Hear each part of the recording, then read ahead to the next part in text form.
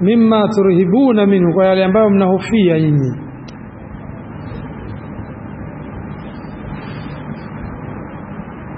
Alafu akamalizia katika ukurasa huo wa 29 kwa aya 190 inasema wakatilu fi sabilillahi alladhina yukatilunakum wala ta'tadu inna Allaha la yuhibbul mu'tadin.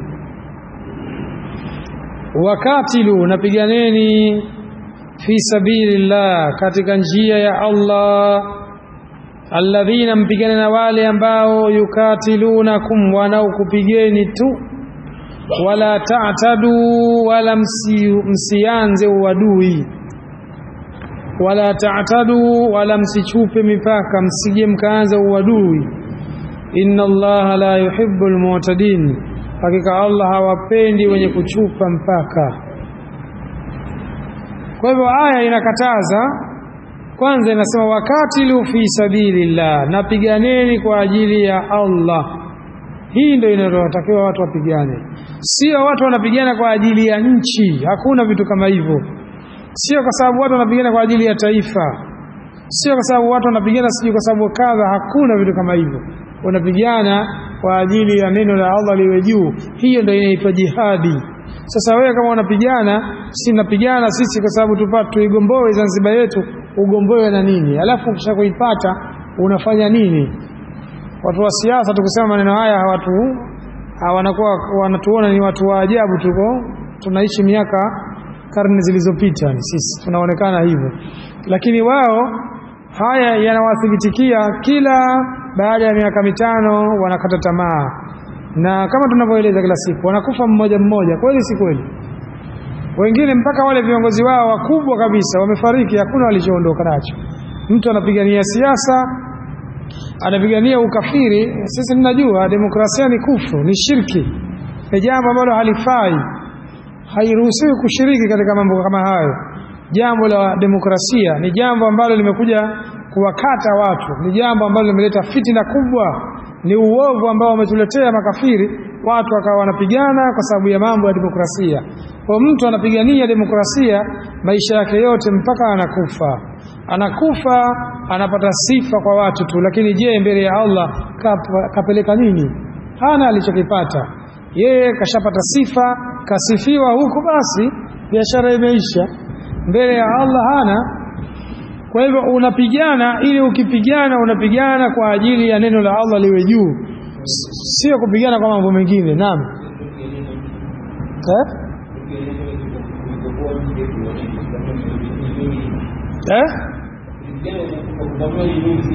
Inaruhusiwa kupigana katika hali hiyo. Ikiwa adui ameingia sehemu anataka kuharibu, basi mkapigana katika hali hiyo, inaruhusiwa. Unafahamu? Hiyo inaruhusiwa. Sije mmepigana siwani kwa nani unasema kwa nduli? Sisi tulikuwa hatupo zama hizo. Mtajuana nyinyi, bila shaka mnazijua sababu zenu. Sababu zenu mnazijua wenyewe. Kwa hiyo utaangalia wenyewe kama ziko sahihi au haziko sahihi. Kwa hiyo kama ni siasa, mtake istighfari kutoka kwa Mola wenu.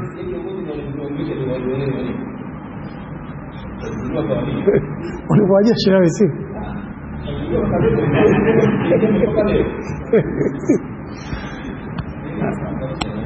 Kwa hivyo ikiwa ni hayo yanayoelezwa ni kweli kwamba watu wamevamia, kwa mfano wamekuja watu wametuvamia katika mji wetu, sawa, na wanafanya uharibifu, kupigana kwa ajili ya kuwatoa wale, ile jambo jaiz, sawa.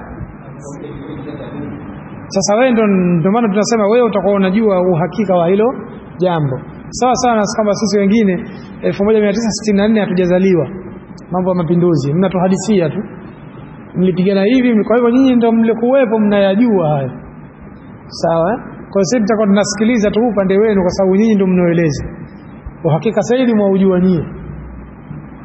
Kwa hivyo kwa mfano, takupa mfano. Haya inasema wakatilu fi sabilillahi alladhina yukatilunakum wala ta'tadu, wala msianze uadui, katika jambo baya sana ambalo walilolifanya hawa jamaa wa Hamas. Watu hawajui, lakini wanaona tu kwamba haya mambo watu wanapigana, lakini tizameni chanzo chake hawa Israeli, kwa nini wakawapiga wale wa Palestina? Tarehe 7 mwezi uliopita Hamas walirusha nini? Mabomu kule. Wakarusha mabomu, wakawapiga wale Israeli. Kwanza ni kosa kubwa hilo, maana yake unaenda kumchokoza mtu ambaye una uhakika humuwezi. Hilo ni jambo moja ambalo limekatazwa katika dini. Hairuhusiwi kupigana na mtu ambaye humuwezi, hicho kitu kimekatazwa. Kwa hivyo na mashehe wametoa fatwa nyingi tu. Sasa watu wajinga wa mitaani huku, wao huwa wanasema Waarabu wajinga sana, mwenzao anapigwa wao wamekaa tu angula tende. Sasa hawajui kwanza hivyo vita vyenyewe, hawajui watu wanapigana nini, wao ndio wanasema tu basi. Kwa kosa walilofanya wale Hamas, wameenda kumshambulia mtu ambaye una uhakika humuwezi. Sasa tazama madhara yake. Sasa ndio kaambia ukiasi amri ya mtume, yatizameni madhara yake. Washakufa watu wangapi leo? Majumba yaliyoharibiwa mangapi? Nani ambaye anaweza kusema akamzuia? Hakuna. Wao mnatarajia nyinyi kwa akili zenu wale Waarabu wote wakusanyike wanaweza kupigana na Myahudi? Hicho kitu milele hakipo. Sasa kwa sababu hamsomi, hamtaki kusoma, ndio mnakaa tu mitaani maskani mnapiga zogo tu.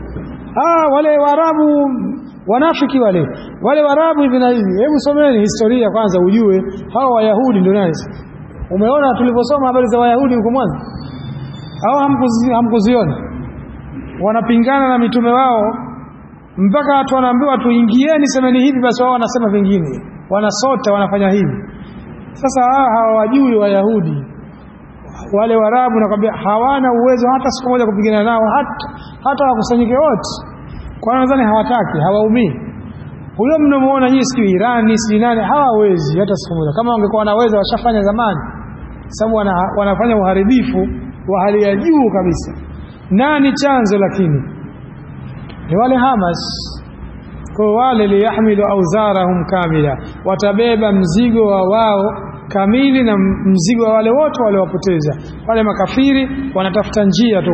Yaani Allah anasema yale yaliyokuwemo katika vifua vyao ni makubwa kuliko yale wanayodhihirisha. Sasa angalieni madhara yake. Mji umesambaratishwa, majumba yamebomolewa, hakuna chochote kinachofanyika kwa sababu ya ujinga wa watu wachache tu. Watu walikuwa wanaenda vizuri, wanaishi vizuri, lakini wakaja hawa watu wa hamasa, wanaitwa watu wa harakati, wakafanya vurugu, mji umeharibika wote. Hivi ndivyo sasa kilichobaki, wanabaki kuandamana katika miji. Katika upumbavu wa mwisho wao ulitarajia eti ukiandamana kwa hamasa zako ndio zitaondoka, yani eti kwa hamasa ndio mtamuondosha Myahudi. Yani upumbavu wa mwisho, watu wanakaa leo Ijumaa tutaandamana ili kuonesha hisia zetu kwa ajili ya ndugu zetu. Kwanza ni ukafiri kuandamana, mambo ya kikafiri hayo.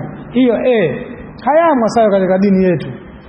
Nani alokudanganyeni kwamba hamasa zinaweza zikamuondosha Myahudi? Haya, mkishaandamana mnafanya nini? Wanatoka baada ya sala ya Ijumaa au wameandamana, tujalie mnatoka hapa mpaka mjini kule mnazi mmoja, alafu mkifika mnasema, alafu kila mmoja anarudi kwake, au sio? Halafu mkirudi kwenu mnafanya nini? Huyu anatazama TV, huyu anaenda zake kusoma, anachati, leo bwana tulikuwa wengi leo. Makafiri leo wamejua, kule watu wanaendelea kupigwa kama kawaida. Wapumbavu wa mwisho. Hakuna watu kama hawa. Yaani unaenda kuandamana vitu ambavyo havipo. Sisi tunawaambia hamasa haziondoshi, haziwezi kumuondosha adui hata siku moja. Rejea katika kitabu na sunna, mafundisho ya mtume kaamrisha vipi. Yeye kwani si alikuwa anaishi katika mji wa Maka pale? Walikuwa wanateswa, mbona hakufanya kitu mtume? Na aya imekuja inasema vipi? Alam tara ila alladhina kila lahum kuffu aydiyakum. Hawasome hiyo? Umeona wale ambao waliokuwa wameambiwa zuieni mikono yenu, msipigane nao, hawa hamuwawezi, kwa sababu mkipigana nao uharibifu wao utakuwa mkubwa. Tunasoma historia, kitabu chetu cha Nurul Yaqini, tunasoma tunaona jinsi watu walivyokuwa wanapata shida, mpaka sahaba mmoja anamwendea mtume katika Al-Kaaba. Mtume kakaa, tutasoma hayo mbele, yatakuja inshallah. Anamwambia mtume, hebu tuombee kwa Allah, hawa wanafanya ufisadi mkubwa, tupigane nao. Mtume anaambia subirini, hakika ilikuwa kabla yenu anachukuliwa mtu mmoja anakatwa kwa msumeno kati na kati, na walikuwa wanasubiri kuona nyie endeleeni kusubiri, ili hawalitaki. Tasubiri mpaka lini? Sasa makafiri wao wanafanya hivi, watu wa hamasa wana shida. Sasa angalia aya inavyosema wala ta'tadu, maana yake wala msianze kufanya uadui. Inna Allaha la yuhibbul mu'tadin, hakika Allah hawapendi wenye kufanya uadui, wale ambao wanaochupa mipaka. Sasa huko nyinyi mnawasapoti kina Hamas. Hamas ni watu wa bid'a, kama mlikuwa hamjui, ni watu ambao wamesemwa tangu na tangu. Sheikh Albani kapambana nao miaka yake mpaka anakufa, na akaambia nyinyi hamtokuwa, yani hamwezi kufanikiwa milele hata siku moja, kwa sababu nyinyi kwanza imani zenu ziko tofauti. Kama tulivyokuwa tukiwaambia muamsho katika mji huu, muamsho na wakina Hamas sawa sawa, ndio hao watu wa vurugu tu, wanakuja na mahamasa yao, wanakuja na mambo yao, baadaye wanakuwa wanataka kufanya jambo ambalo halimo. Kwa hivyo hamwezi kufanikiwa hata siku moja. Sasa hebu tukuulizeni, Allah amechukua zamana kwamba yeye walan yaj'al Allah lilkafirina ala almu'minina sabila. Hamuamini hizi aya? Na kato Allah anasema walan, maana anakataa kata hatojalia hata siku moja Allah kwa makafiri akawapa nguvu mbele ya waumini, hata siku moja akafanya. Mbona wale pale wamepewa hilo? Je, nyinyi hapo itakuwa kuna tanakul? Sasa kwa nini eti mbona wale wamepewa hivyo wakati surati An-Nisa inakataa hilo? Walan yaj'al Allah lilkafirina ala almu'minina sabila. Kakataa Allah ile jambo, mbona wale wanateswa? Na huko tunaambiwa mkisubiri mkifanya hivi, je wale vipi? Na yeye akasema lazima atakunusuruni. Kwa hiyo kuna tatizo kama ulikuwa hujui. Soma sasa, waangalie fatwa za wanachuoni walivyowaeleza wale Hamas. Wakaambiwa watu wa Palestina wafanye nini, haya wakayakataa. Sasa wanabaki na haya maandamano. Utasaidia nini? Unaandamana unarudi. Wale wanaambia shehe mmoja Yemen ananiambia, ninyi mnaandamana mmekaa kama vijibwa koko, mnakwenda pale mnabweka, mshabweka mnarudi, hao basi mmesaidia nini? Hamna chochote mnachokifanya. Kwa hivyo haifai kupigana na mtu ambaye humuwezi. Makafiri wakati huwawezi waache, kuna utaratibu umewekwa, uishi nao vipi? Ikiwa mtu humuwezi, basi Mtume ameamrisha utaratibu, huyu usiyemweza unatakiwa uishi naye hivi na hivi, sio kuleta mambo ya mahamasa. Basi azana, kisha tutamalizia aya hiyo na maelezo yake hapa. Namalizia, anasema tafsiri, wakatilu, napiganeni, lakini kupigana huko ibtighaa, kwa ajili ya kutafuta rafu kalimatillah, kulinyanyua neno la Allah. Kwa ukipigana iwe target yako ndio hiyo. Ibtighaa maana yake mafuulu li ajli hiyo. Wapigana kwa sababu ipi wewe? Piganeni alladhina yukatilunakum, ambao wamepigana, ambao waliokupigeni, minal kuffari, katika makafiri, liyasuddukum, ili muweze kuwazuia wao an dini Allah, kutokana na dini ya Allah. Wala tatajawazu, wala msichupe mpaka hudud Allah, na ile mipaka ya Allah. Bikatili subiani, mkaja mkawaua watoto. Sasa kwa mfano wale, umeona sasa huko wanapoua watoto wangapi wanafariki? Je, wale Hamas waliporusha wale mabomu walikuwa na uhakika wanawapiga hao askari wao tu, hawakuwapiga watoto? Jingine wanisai, na wanawake, je hawahusiki hao katika vita? Walipokuwa wakirusha walikuwa na uhakika hapa kuna askari wa Israeli tu tunawapiga hao? Walikuwa wanalijua hilo? Sasa mtu mwingine kwa sababu ya ushabiki tu, hata hajua anashabikia nini, umeona wamerusha makombora, wameipata fresh. Haya ndo mambo haya ya kimwamsho. Wale wenye athari za kimwamsho ndio wana mambo kama haya mpaka sasa hivi. Acheni mambo haya hayafai. Na kuna watu kwa sababu wao dini zao za wanaitwa mashehe wa matukio.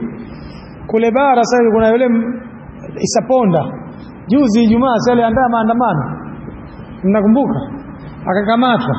Yani ndio mambo yao ndio kama hayo tu, tunaandamana ili kuonesha sisi kwamba tunawaunga mkono ndugu zetu. Mtu huyo anayesema hivi aje kukaa hata siku moja akaenda kuomba dua, labda awaombee dua. Sikilizeni, tunaambia maandamano ni mila za kikafiri. Katika Uislamu hakuna maandamano. Haya ni mambo ya makafiri, wao ndio wanaandamana, wanakuwa wanaonesha hisia zao. Na nyinyi mmeambiwa muende nao kinyume makafiri. Mbona mnachukua mila si zenu? Haya hayapo katika Uislamu. Watu wakati wanaandamana wanaonesha misimamo. Haya si mila za Kiislamu hizi. Kwa hivyo kwanza wanazua katika dini uzushi wao kama hao, si maandamano na mambo gani. Haya hayapo haya. Kwa hiyo halafu mwataka nusra kwa kutumia mambo ya uovu kama haya. Mtapata wapi nusra? Na mnajidanganya kwamba tumefanya si hivi na hivi. Watu wa hamasa, mimi nakwambieni, watu wa harakati dunia nzima, hawa ndio waloharibu ulimwengu wote, wanauharibu watu wa harakati. Ni chunguzeni tu, Uislamu unaonekana mbaya ulimwenguni kwa sababu ya watu wa harakati. Hawa wanajiita wa harakati, na tena wana harakati wa aina zote. Hao watu waovu tu. Ukija wana harakati wa dini, watu waovu. Ukija watu wa harakati wa mambo ya kijamii, ndo kabisa hao ndo waovu zaidi kabisa. Mshaona watu wa harakati wanajiita wana harakati sijui wa kupigania haki za kijinsia, haki za wanawake, haki za nini, hao ndo kabisa hao. Wao ukisikia tu huyo anaitwa mwana harakati, huyo mtu achana naye kabisa. Kwanza wana mafikra ya ajabu. Mafikra yao wao ndo haya tu. Kasema Andalusi katika kitabu chake, alafu anakutoa msemo, anasema hivi, ndo ana apply msemo ule na yeye anataka waende nao vile vile.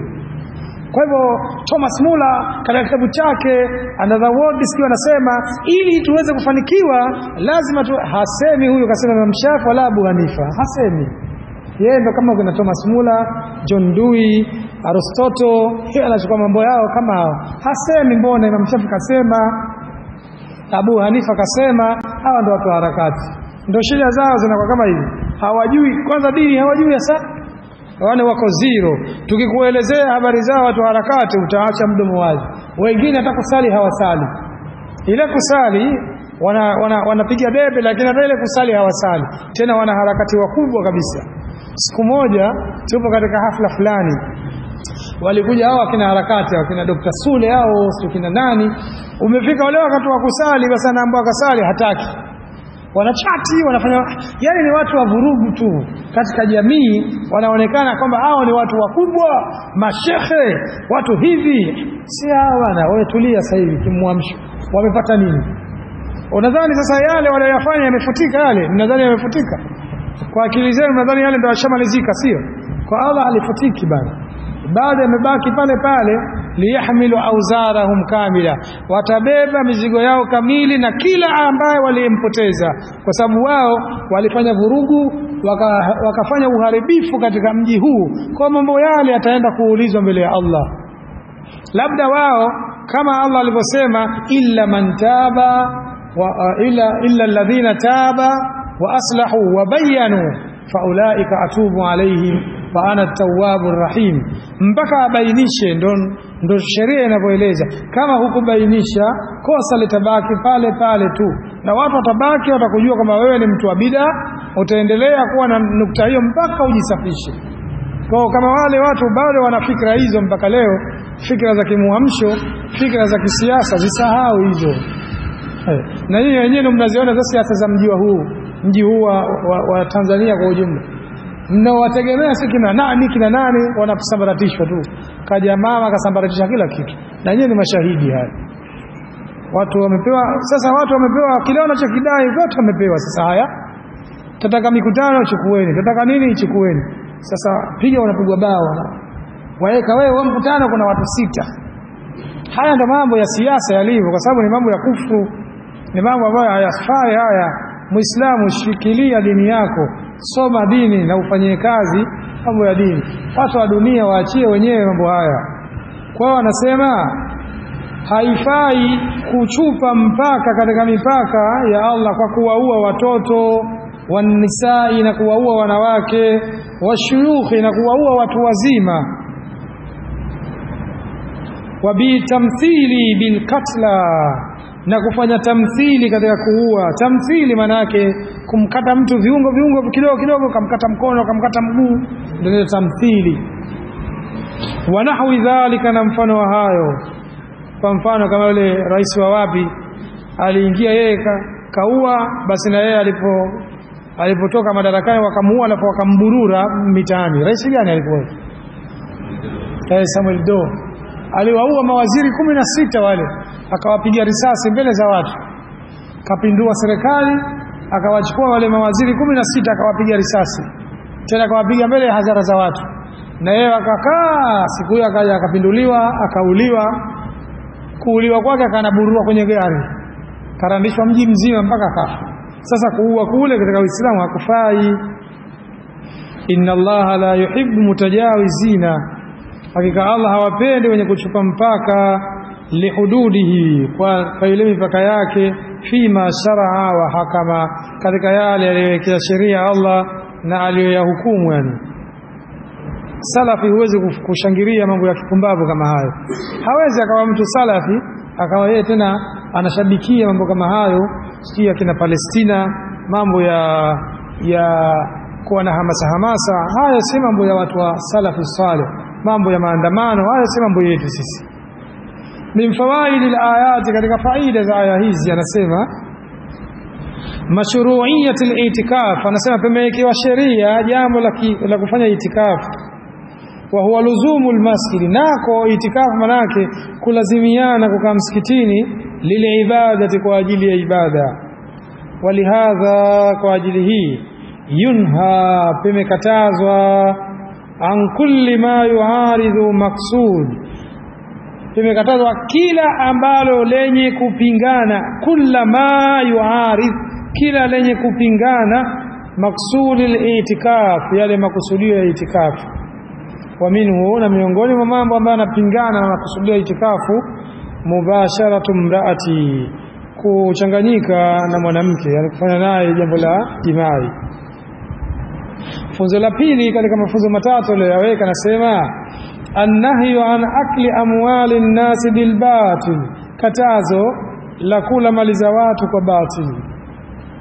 Wa tahrimu kulli wasaili, na pameharamishwa kila aina ya njia, wa asalib bimaana wahid, kila njia allati, ambayo takudu lidhalika, itakayokuwa inaongoza kupelekea kulifikia hilo. Wa minha, na miongoni mwa mambo yaliyokatazwa, rushwa, kula rushwa. Wenyewe wanasema rushwa ni adui wa haki, lakini katika mji wetu zikija ripoti za CAG, hayo mambo hayeshi kila siku. Kila ukisikia ripoti za CAG za kila mwaka, utasikia mabilioni ya fedha watu wanapiga. Alafu wewe kakaa utafakari, unahisi tatizo ni nini? Tahrimul itida, ya mwisho kabisa nasema uharamu wa kufanya uadui. Wanahyu anhu, na katazo juu ya hilo. Lianna hadha ad-din, kwa sababu dini hii, kaimu ala adli wal ihsan, imesimama katika uadilifu na imesimama katika ihsani, kwamba watu wanatakiwa kufanya uadilifu, sio kufanya vurugu ukawaingiza na watu ambao hawamo. Tukisema hivi hatuna maana kwamba eti sisi labda hatuumii kwa wenzetu wanapopigwa. Mtu anaweza kauliza kama hivi, sasa nyinyi hamuumii? Sisi tunawachukia wale waliosababisha jambo hili wakawatia wenzao katika madhara. Hao ndio tunawachukia sisi. Watu walikuwa wametulizana vizuri, wakaja na hamasa zao, hawa kina Hamas wakapiga mabomu kule, na wanajua sasa kama hatuwawezi hawa. Matokeo yake sasa nchi imeharibika, watu wanakufa ovyo, watu wanateseka. Tatizo gani? La watu wawili watatu, watu wa hamasa. Haya ndio mambo yanapokwenda. Kwa hivyo sisi tuumia kwa sababu ya wale watu ambao waliokuwemo mle wanapata ziki na madhara, ambao hawana hatia, watoto wadogo, wanawake na watu wa kawaida pia ambao hawahusiki.